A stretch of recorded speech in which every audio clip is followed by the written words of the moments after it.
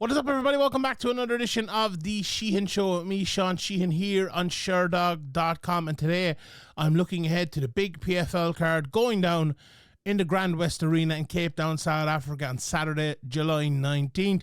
It is PFL Africa 1 and the PFL Road to Dubai Champion Series 2 card.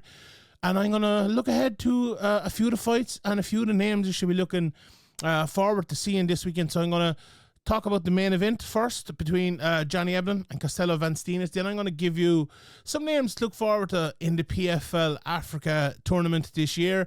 And then I'm going to look at Dakota Ditcheva against Sumiko Inaba for the... is it the flyweight title? I'm not sure if it is the flyweight title. Is it the middleweight title? It's a big fight anyway. Ditcheva, obviously the standout fighter over the last couple of years, I suppose, in the PFL, and we will talk about her. But first of all, let's talk about Johnny Eblen and Costello van Steenis. And honestly, this is a fight that is probably long overdue, if we're being honest. Johnny Eblen has been the champion now for a good long while. You know, he made his debut back in Bellator in 2019. I think from the early days, because of his background, people were expecting him to be the champion, and he hasn't lost yet. Beaten some really good guys along the way, from John Salter to Musasi to Tokov to Fabian Edwards a couple of times, and then Troy Impecasanganite in the middle of it as well. To come over to PFL in 2024. You know, he has taken out the who's who really outside the UFC in that time. For Costello van Steenis at the other side of it, then he's beaten a lot of really good guys as well, and has been on the verge of it a few times. But injuries and one or two other things, the pandemic, like he had just beaten Fabian Edwards in September 2020, and in the pandemic, obviously, was that was kind of in the middle of it, I suppose. But he was out of action. I think there's a bit of an injury there as well. Fabian got the shot, and he came back, won a fight, and then lost to Douglas Lima. That put him on the back foot again, but he's won two since then to earn his shot again. But like, some of the names he has beaten along the way have been very good as well. Gregory Babin, a good fighter from Europe, obviously, in May of last year. As I mentioned, Fabian Edwards. He took out Mike Shipman, which was a very good win. And, even guys like Kevin Fryer, Chris Honeycutt, guys with names that people would know, which were pretty good wins as well. But obviously this is the biggest challenge of his career to date. And a challenge is exactly what it is. Let's break down this fight a little bit. Look, we know what Johnny Eblen is. You see his nickname here on Sherdog.com, Pressure. And even though I think his game has become maybe less pressure-filled over the last few years, he can revert to that whenever he wants. In the fights with Fabian Edwards, for large parts of especially the first fight, there was a lot of striking in that. And, I think a couple of the judges had him down on one of them. But, like, when push came to shove, he did the pushing and the shoving.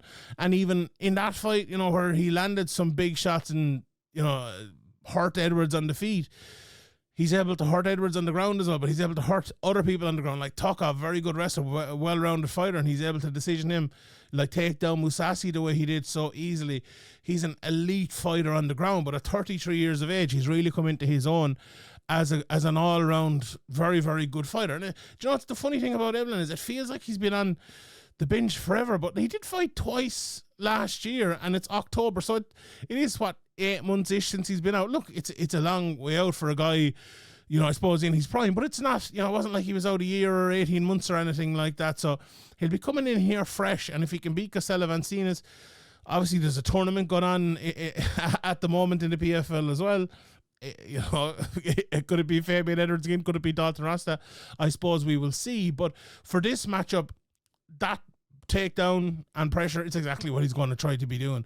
Land some big shots in Costello van Steenis, land the pressure, land the takedowns, get on top and beat him up. For Costello van Steenis on the other side of it, then, like, he can wrestle as well, there's no doubt about it. He's very good on top, good takedowns, but will he be trying to take down Johnny Eblen? I would doubt it. His style, he has this hands up, fingers up type of style, switches stances a little bit, mostly an orthodox fighter. His aim is to draw fighters in. And against Johnny Eblen, Johnny Eblen will be drawn in. He is happy to be drawn in. Loads of fakes and feints from Costello van Steenis. Loves the right high kick. So I don't think the takedowns will be a factor here against Eblen. They will be for Eblen. I think that head kick is the biggest factor. That right head kick is what Eblen needs to avoid. I think if he can avoid it, he'll be quids in here. Steenis is a good striker and a good wrestler and all that. I just think Eblen is a little bit better in all those areas. Not necessarily a better striker, but I think his attacking game will actually play well into the countering game of Costello Van Steenis. So my pick is definitely Eblen here. I would harbour, I guess, that it'll be Eblen by decision. If you look at Costello Van Steenis, his losses all 3 by decision as well.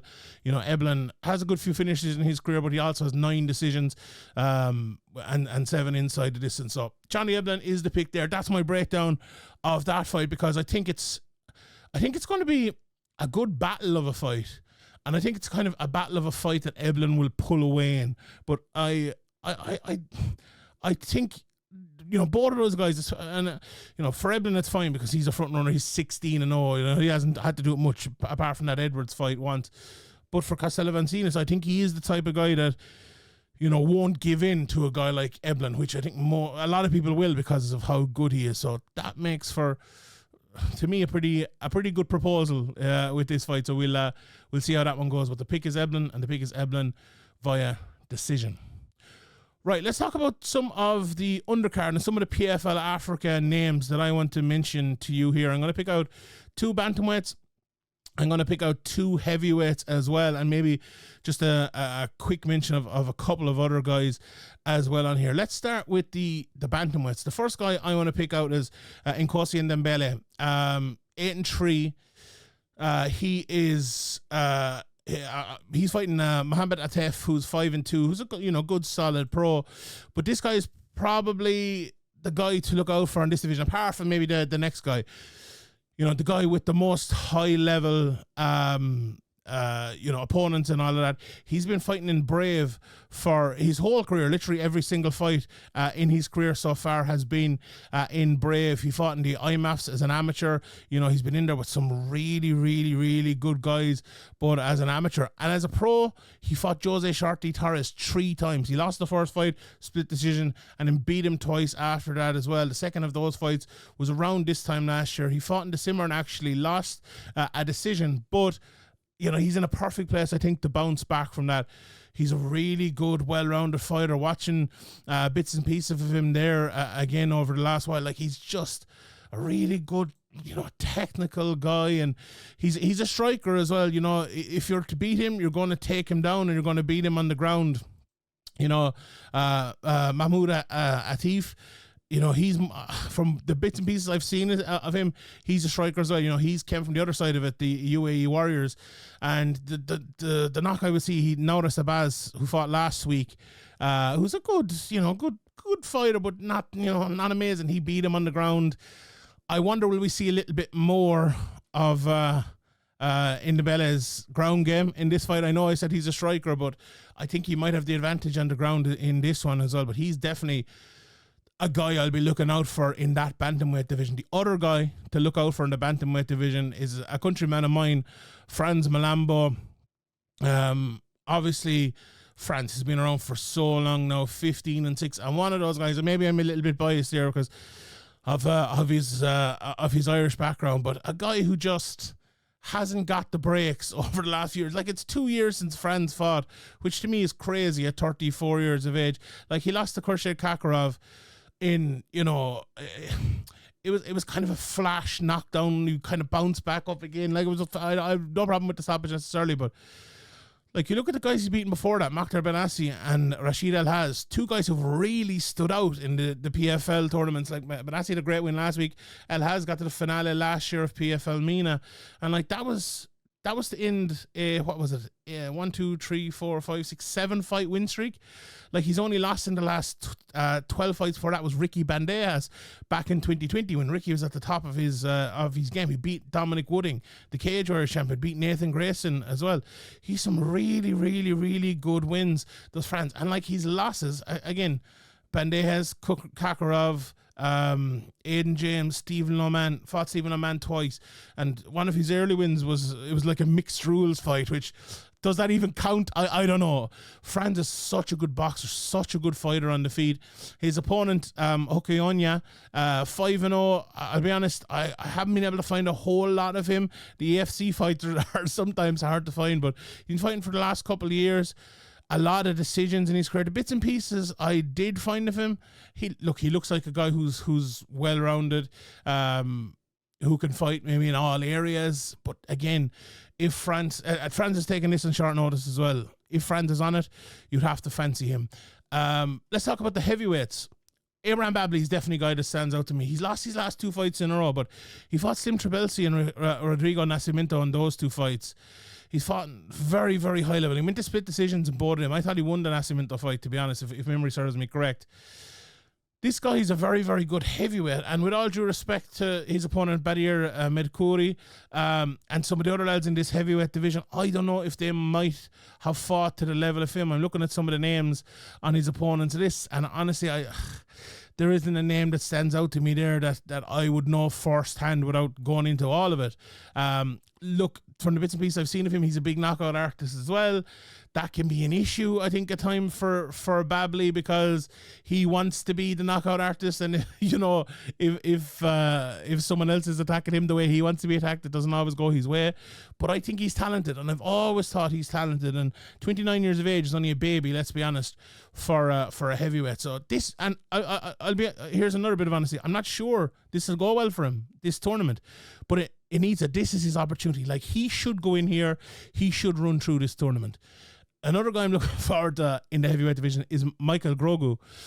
This guy is the guy, if you remember, who fought Islam Masraf and came out and just stood there and got knocked out in 10 seconds at PFL Europe 1 back in 2024. Well, he's bounced back from that and won 3 in a row, 1 submission, 1 knockout, 1 decision. He's a good fighter. You know, he made it an absolutely idiotic error, but he is a powerful guy. He's well able to fight. He can bang. You know, he can absolutely bang. Like that record of his, 6-2. The first fight he lost was the first fight of his career, and it was a soccer kick of disqualification. The other one was he basically knocked himself out. Other than that, he's won every single fight. His opponent, I looked a bit at him as well, Maxwell Nana. This is a big boy. He throws big spinning elbows and stuff like that. A really, really good fighter. So those are my kind of 4 standout guys to look out for. Other guys like Justin Clark, Ashwal Awa, in the heavyweight division are definitely worth looking out for. Karim Hinini, 4-0 undefeated, young guy on the way up. Very, very good as well. So let's talk about Dakota Ditcheva against Sumiko Inaba. It's a fight that I think Ditcheva will win very, very, very easily. I watched a bit of Inaba. She's a good, very, very good double jab. That's the one thing that stands out to me. Very well rounded. You know, good at bouncing up from a takedown. Good tie clinch. Good high guard. Not the fastest fighter in the world. And that last point, you're going to have to have something athletically over Dakota Ditcheva. If you're not faster than her or stronger than her, or you know, quicker than her to some position, you're going to have to be more technical than her. And Inaba is a very good technical fighter, but is she more technical than Dakota Ditcheva? I don't think so. The pick here is obviously Ditcheva. The pick here is Ditcheva. I think in a little bit of maybe of a longer fight though. Maybe the second round, maybe the third round. I just think the way Inaba uses her jab, the way she gets behind that jab, I don't think it's going to be immediately easy for Ditcheva to figure it out, right? I think she will figure it out. Like, it could take her 3 minutes to figure it out, and I could look silly here saying the second and third round, but I do believe in Inaba's ability. She is a very, very good fighter, but I just think Dakota Ditcheva is a superior fighter in the exact same way. We'll say her jab, you know, Inaba's jab, really good. Dakota's jab, better. Her backhand, very good. Dakota's backhand, better. Dakota's combinations are light years away. Her leg kicks, her high kicks. Her takedown defense has improved so... not improved is the wrong word, but is brilliant. Her takedown defense is really, really good. She destroyed Gina Bishop in a round, destroyed Sally Santos in 2 rounds. It's great to see Dakota back in there. Again, it was November last year when she fought. She wants to fight more often. I think she's going to win this. I think she's going to probably fight again before the end of the year. And we'll all really look forward to it. Dakota Ditcheva is a star. I think in the same way Paul Hughes could be a star, in the same way that Usman Nurmagomedov is a star. You know, it's brilliant that her and Johnny Eblen are both on this card and are both starring on top of it. And I think if they won on top of the PFL Africa card, I think that'd be really, really good. Just a quick mention as well before I go. 2 other fights on this card. Corey Anderson, Denis Goltsov. I actually fancy Anderson to go up and win that, and I think Anderson winning that could be a real breath of fresh air in that heavyweight division. I know Goltsov, fair play to him, he's done a great job over the last few years, but I think Anderson win that, and I think he'll fight the champion. Really exciting fight. AJ McKee versus Ahmed Magomedov. We'll talk about more about that maybe on the betting show as well. We might have a bet in there. Magomedov beat my countryman Nathan Kelly in his last fight and really impressed me. Took 3 or 4 steps up, in my opinion, from his previous fights to that one. AJ McKee has had a rough go of it. You know, he lost to another one of my countrymen, Paul Hughes, in his last fight. That was October, so, you know, it's been that, like the other people there, 7 or 8 months out of the cage. Would be interesting to see how he bounces back from, you know, his first real bad loss. I think, like the Patricio fight. Well, look, the Paul Hughes fight was a split decision as well, but we all know Paul Hughes won that. The Patricio fight, I think he thought he had won that. A lot of people thought he had won that fight. So very, very interesting bounce back fight there. So some great stuff this weekend. Really, really looking forward to it. PFL heading to Africa for the first time, July 19th, over in Cape Town, South Africa, and Severe. Sherdog.com will have you covered for every single bit of it. If you like this video, please give it a thumbs up. Please leave a comment in the comment section below. What's your favorite fight in this card? Let me know in the comment section below. Subscribe to the channel as well. And I will be back next week with even more stuff for Sherdog.com. I'll see you then.